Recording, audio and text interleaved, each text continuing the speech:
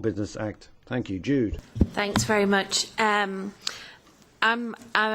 kind of sign up to your concern that you started off with, Bernd. If the Commission doesn't respond properly to the report of the European Parliament, then I think that puts us as MEPs in a very difficult position. And I imagine that the Trade Policy Committee would be absolutely outraged if they received something like this to concerns raised by Member States. And I think as trade policy democratises and the role of the European Parliament grows in terms of parliamentary scrutiny and engagement in trade policy, the Commission will have to also respond to that in terms of the way that it responds to the concerns raised in this Parliament.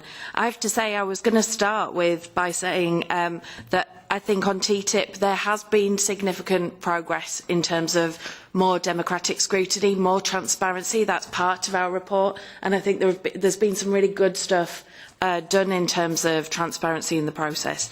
But then getting a report like this makes it very difficult, because if I take one of the key issues that we had in the Intercommittee, and it's been raised so far in this debate, that would be about the full exclusion around public services, services of general interest, services of general economic interest.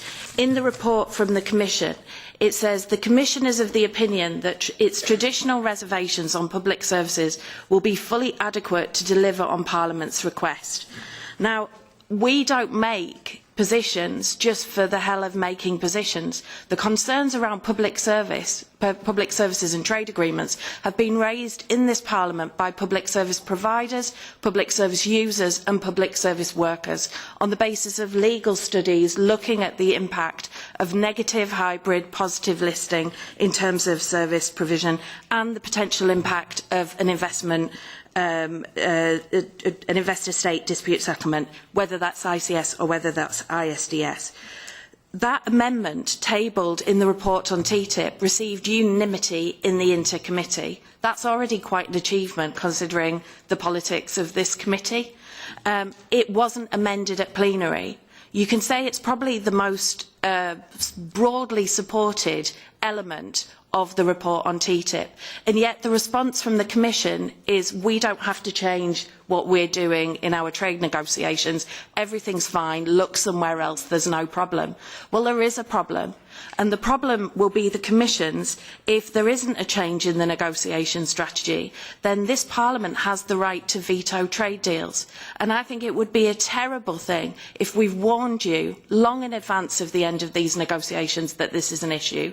It's an issue for the public, it's a question about public trust, it's been raised in other committees of the European Union, the Committee on Regions, the Economic and Social Committee, and it has to receive more explanation and more change than what's left in this report. Because I think the progress that we're making on transparency and democracy is about regaining public trust in European trade policy, and that's exactly the kind of way that we lose that public trust. So I would like to see really a little bit more from the Commission in terms of how they're going to take MEPs' positions into account. Thanks. On Ms. Curtin-Darling's question on public services, I think I tried to reply, but I will take your comments back. It's not the first time you've said them, so I will put it back into the system as soon as I'm back at work after this session. Then finally, on the two last points.